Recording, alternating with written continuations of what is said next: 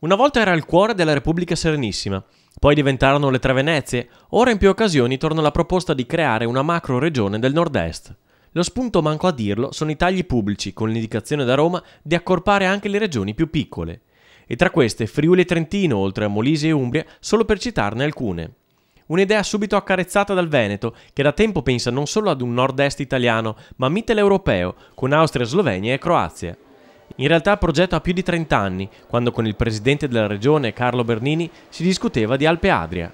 Cicli e ricicli della storia che però difficilmente si concretizzeranno se, come aveva indicato a suo tempo e al suo partito il deputato trevigiano Simonetta Rubinato, anche la nostra regione non verrà dichiarata a statuto speciale. Non potrà mai accadere che Friuli Venezia Giulia e Trentino Alto Adige possano abbassare il livello della loro specialità a quello del Veneto per una possibile fusione, ma sarà possibile una fusione, l'opportunità di una fusione, soltanto se il Veneto si alza almeno a livello di autonomia speciale del Friuli Venezia Giulia.